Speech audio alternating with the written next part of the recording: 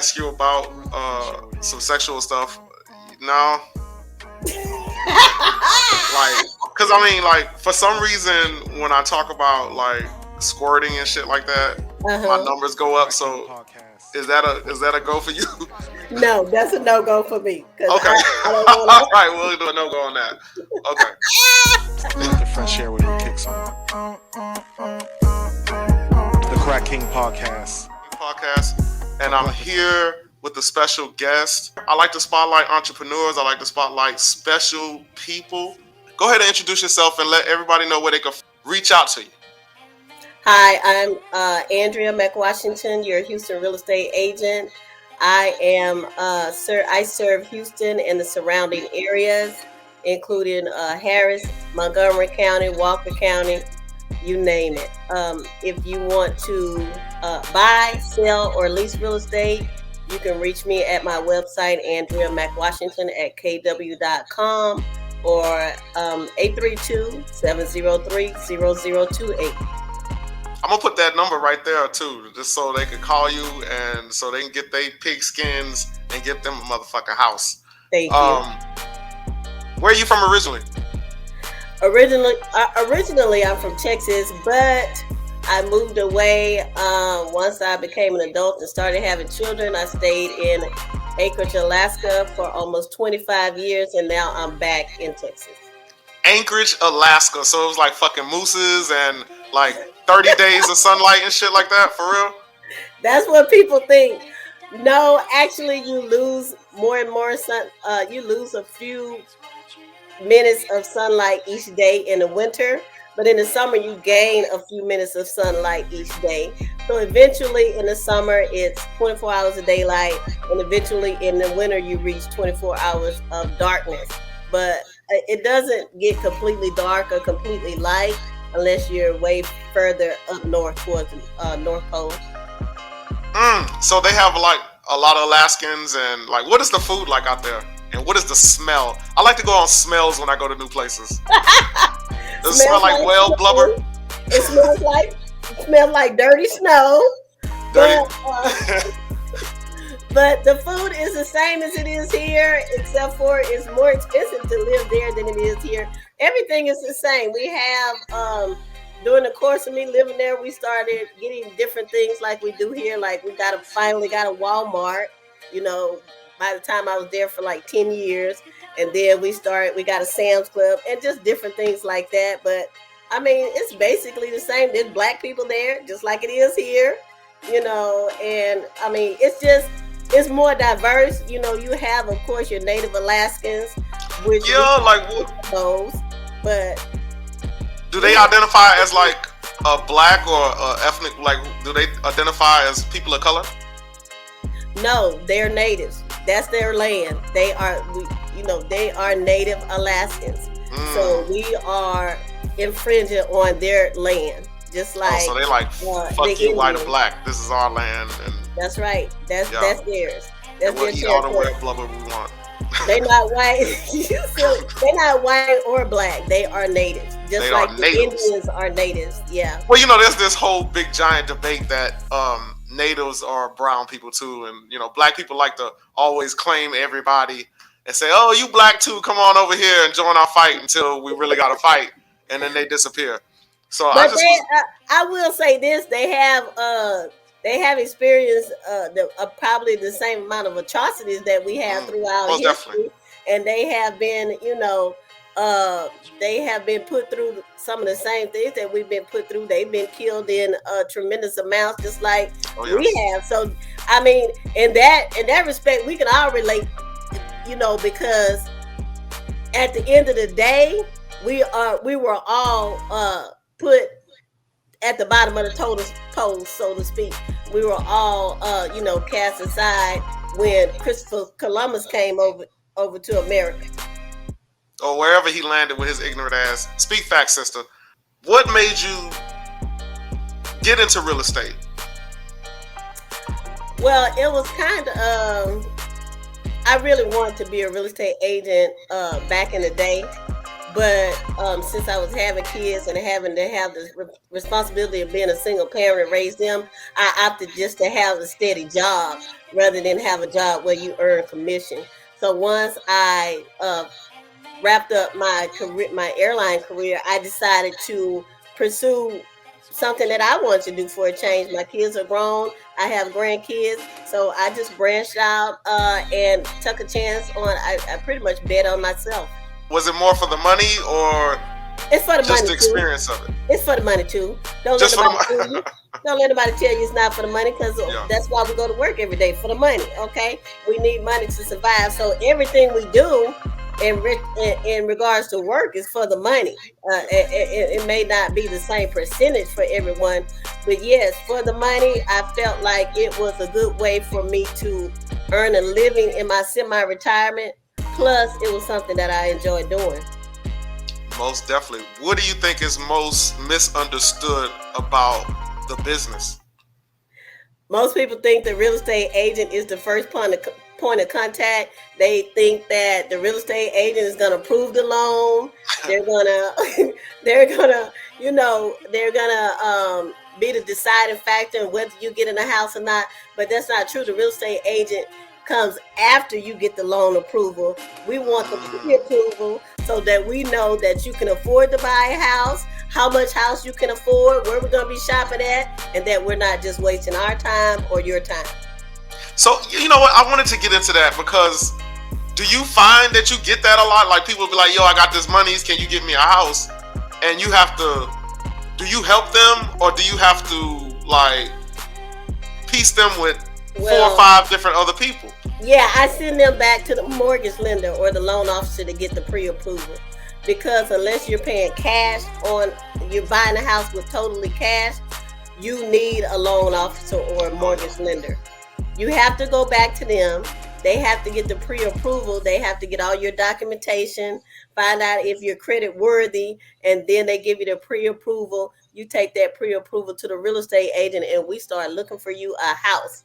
Now, the mortgage lender also, they're the ones that wraps up the deal, because if you only have the pre-approval, it still has to go to the underwriter and be approved. The mortgage lender also helps you with down payment assistance if you qualify for down payment assistance. The real estate agent does not handle anything financial in your transaction. We don't do that.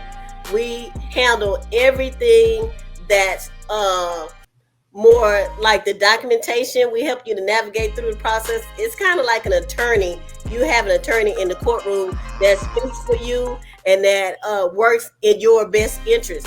That's what the real estate agent does, because we don't want you to be taken advantage of when you're home shopping or when you're trying to navigate through the paperwork, which is legal, and buying the paperwork, which we don't understand. We help you to navigate through that entire process, and we also tell you step by step what the home buying process is all about. Have you ever got anybody that was fucking super pissed with you because they had their money? It was like, yo, I want a house. And you tell them, hey, you got to do all this other kind of shit before you come fucking with me. Do they get like super mad and shit? Like, you're not going to. No, I haven't yet. I had a lot of people that think that real estate agents are scam artists, or they don't, only because they're not educated about what a real estate agent really is supposed to do. We don't repair credit. We don't do any of that. None of that shit. All we do is we help you through the home transaction. Yeah, that's it. Let them know again that the real estate agent cannot fix your credit.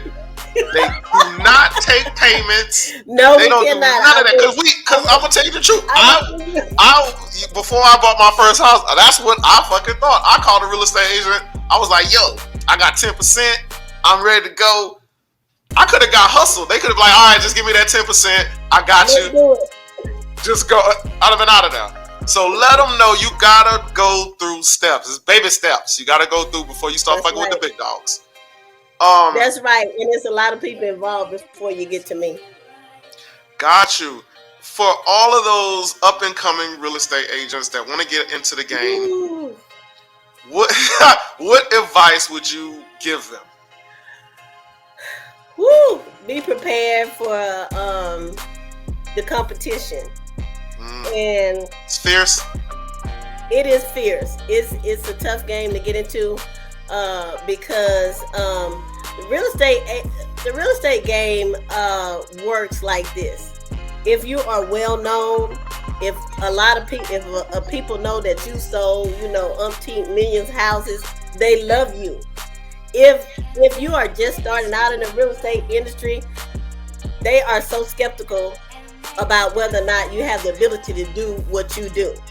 That, let me just tell you, what real estate agents do is not rocket science. Okay, you don't have to be in this game for 100 years to know how to do what you do in the real estate industry and do it well. You just have to know how to navigate through the process and help somebody else navigate through the process. That's it. You just have to be educated. You have to be a people person, and you have to be willing to work with those people that call you, and they are, like you said, they're mad, they're upset, they're stressed out. You have to know how to work with those people, and just keep your calm and navigate and help them navigate. Let me add this: don't believe what you see on Selling Tampa, because that's not real estate. That's scripted. Let me just tell you, it's beautiful. It's good to watch. It's good reality TV. But you're not selling a house every day. You're spending money, but you're not making money every single day.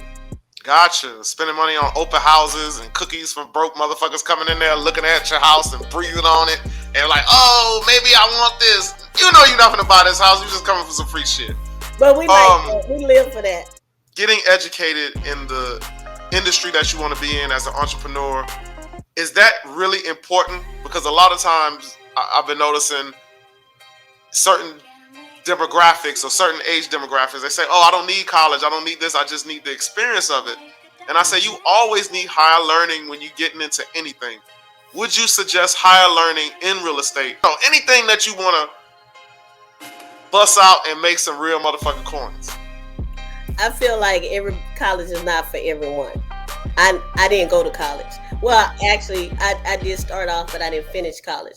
But it never stopped me in advancing in life and in advancing in a whole career. So if a child or a young adult does not want to go to college, let's not pressure them into going to college and accumulating all that student loan debt that they got to pay back with a job that they're not making enough money to pay it back. Let's have them to establish what they would want to do. And if it's a trade, then go learn a trade skill. Go get something that's going to help you make some money and be productive, other than going to college. Now, if they want to go to college, I'm all for it. I back that too. There's no right or wrong answer. It just depends on who the person is. But personally, I think the way to go is to learn a trade. And I don't even like to say that college is not for everybody, because I feel like it's about an experience, it's a mentality. You can get 2-year degrees. You don't have to get a full bachelor's. True. But it's the connections you meet at these colleges. I agree. Because a lot of times I learned in my life is not what you know, it's who you know. And the movers and the shakers are at these institutes. I agree, but what if they find another way to find the movers and shakers outside of college? I never knew. I network with a lot of people. And again, I didn't go to college.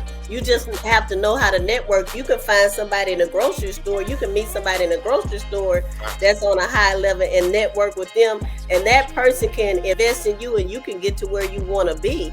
It just depends on your networking capability. The reason why I say college is not for everyone is because it's a reality. A lot of our kids do not go to college.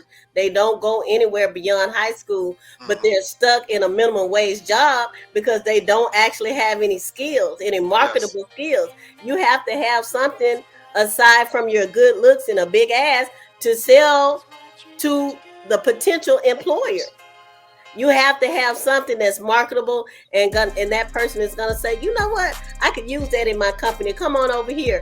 But if we don't go to college and we don't develop any skills, then we're just, stuck like Chuck. What do you think the difference is between an entrepreneur and a hustler? And is there? No, there's no difference between an entrepreneur. An entrepreneur is a hustler. Just on a different level. I think they're both basically the same. Now, the distinction comes when you're doing something legal or illegal. That's the only distinction between an entrepreneur and a hustler. If you're doing something illegal, then you're taking your hustling to a different level. If you're doing something legal and you're hustling, then it's the same as being an entrepreneur. I have to hustle every day to make something happen. I can't just sit at home and wait for something to come to me, and I'm not going to a job clocking in every day. So I gotta hustle. When did the fucking word separate? Hustle has the most determination ever. When did it turn into like a hustler or hustling is like that's considered illegal and entrepreneur is legal? Like, I don't even think the word even means entrepreneur. I think the word is more like an action word. Like that entrepreneur is a hustler, meaning they go out and get it. They keep moving. Right. I don't think I didn't mean that hustling is illegal. I said that when you do something illegal, you take your hustle to a different level. Gotcha. Meaning a hustle and an entrepreneur are both the same thing, one and the same. But when the hustler does something illegal, then you're dealing with a whole nother different aspect of hustling. You speak facts, sister. You said you came from the airline industry. Have you ever been in a plane crash? Never. No. Never. Have you ever seen a pilot drunk? Never. No. Never. Oh, that's awesome. Have you ever been drunk on a plane? Not I wasn't a flight attendant. I was the manager at Houston Intercontinental Airport for the airline that I worked for. Oh, okay. And also I worked in Alaska 2 weeks on, 2 weeks off after that. So I actually flew back and forth to Alaska. So being drunk on a plane, yes, but I wasn't working. Oh, but you wasn't working. Okay, and you never seen any drunk airline pilots? No, I never seen any drunk employees on the plane. Baby, if I did, trust me, I wouldn't be on that plane and I would have reported. What's the dating like in Alaska? Is it like It's horrible. It's non-existent almost. It's horrible because Alaska is it's like being on an island. Yeah. So if you're living in Anchorage, Alaska, there's really nowhere to go, and the people that are on the island are the same people that you see all the time. So there's not really any dating options if you've already dated somebody there, and it's horrible. Okay. So there's no juke joint or no speakeasy out there where they play rhythm and blues and shit? Yeah, it's all kinds of stuff like that. Yeah. Okay. There's places to go and hang out. We have clubs. We have older clubs, younger clubs. We have places where you go and, they do poetry, all types of places. You can definitely have a social life, but the dating side of having a social life, baby, there's Do you online date, or are you familiar with the? I have online dated, but I was disappointed.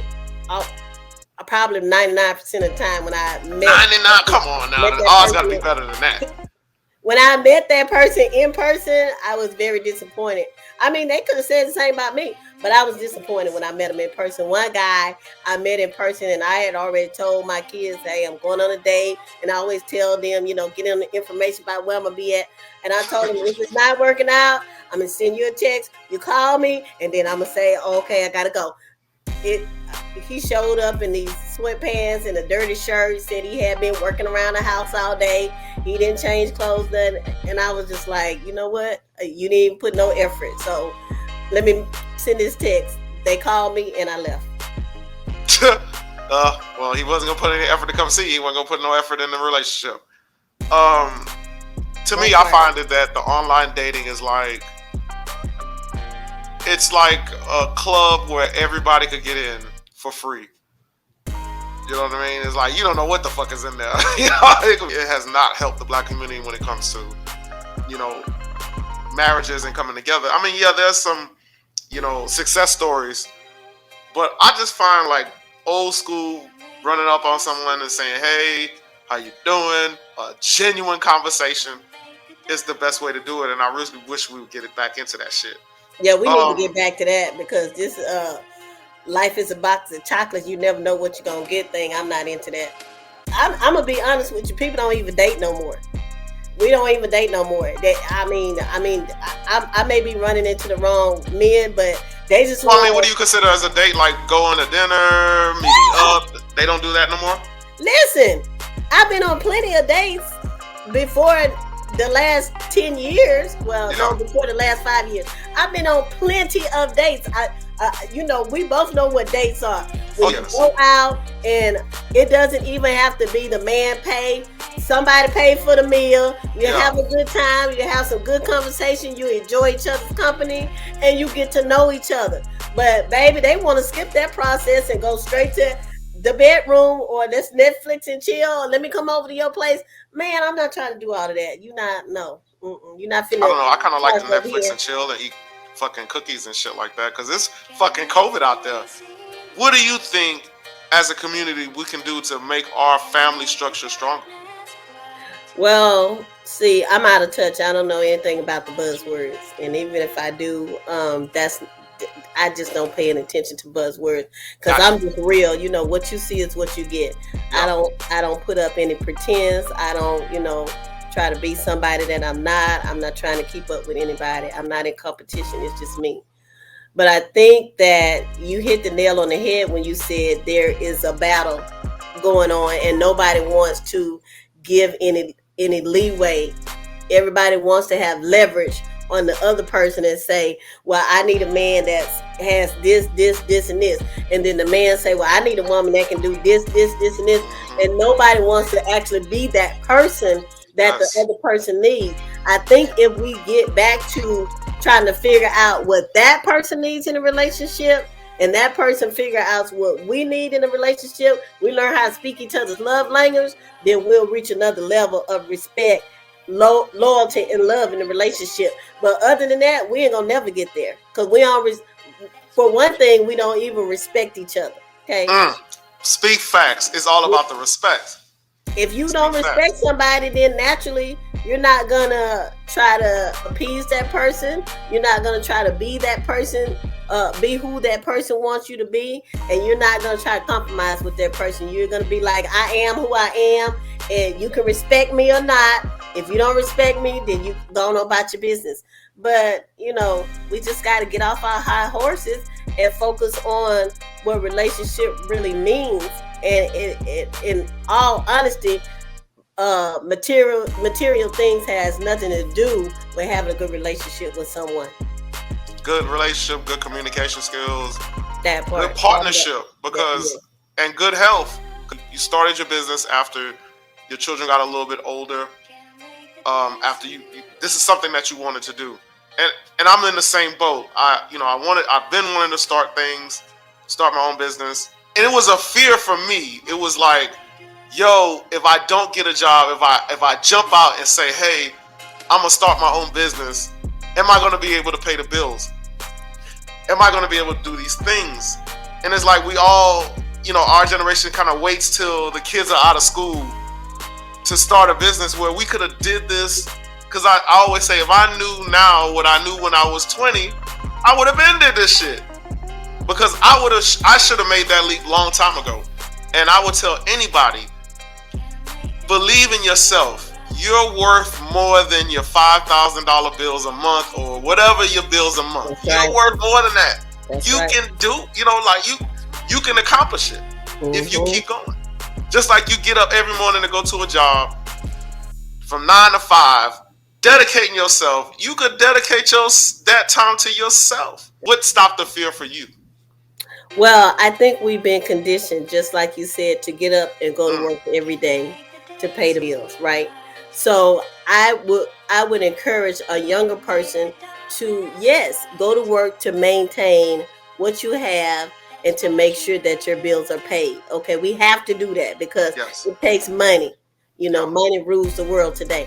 So get up, go to work, but make sure you put some money aside to start that business, or make sure you put some money aside to invest in yourself, whatever investment you choose.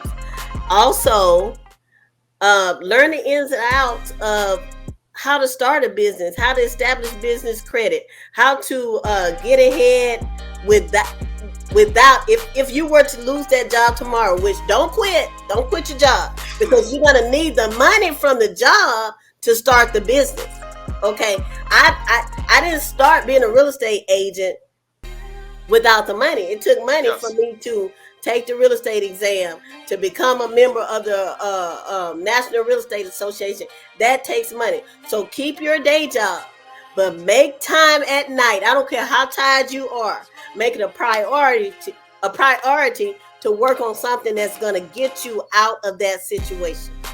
Young people have no hope now. They don't have no jobs to look decent jobs to look forward to, because we've been blocked out of all the decent jobs. You have to claw your way into a decent job. And if a black person knows, well, I'm just gonna say this: if another person knows where a decent job is, they won't even tell you. Oh, they sure. The job is taken, and it's like, well, why are you telling me now? Why didn't you put in a good word for me so I could go for an interview? We have to start instilling hope in our younger generation. We have to be the ones to open these doors for them. We have to go before them and say, hey, I know a young man, he's looking for a job, he's a hard worker, whatever. Or even if the young man been in jail, I know a young man, he need a second chance. He is a hard worker. Give him a chance. We don't do that no more. We just all for self. We don't put in a good word for nobody. We so jealous of each other until we are scared that somebody's gonna end up with more than we have. But we can't be like that, because if we all reach the top and we all collectively establish ourselves, man, there's no boundary to what we can accomplish. Yes, if we all focus on our own infrastructure and what we can bring to the community.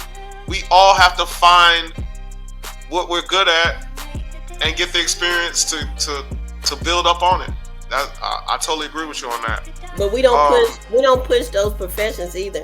We don't push being an electrician. We don't push being a cop or a fireman. We don't push those career fields, even though those career fields offer a future for our kids. Yes. If a child is straight out of high school, 18 years old, and they become a firefighter, by the time that person is in their 40s or late 40s, they can retire from that and go choose another field.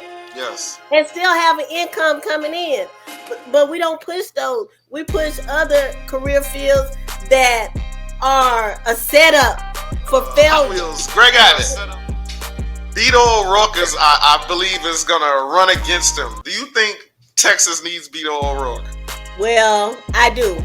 I think we need somebody other than Greg Abbott. And if O'Rourke is the one that's going to get the job done, whatever the job is, other than what Abbott is doing, then yes, I think we should have him in there, because Greg Abbott has screwed up a lot of things, starting with the grid. It didn't start with the grid last year, but that was a big mess up, and nobody's really paid for that big mistake, having us in the cold and in the dark. We paid for that fucking shit. We paid for it. Yeah, we paid for it, but I'm just saying, somebody should have been held accountable.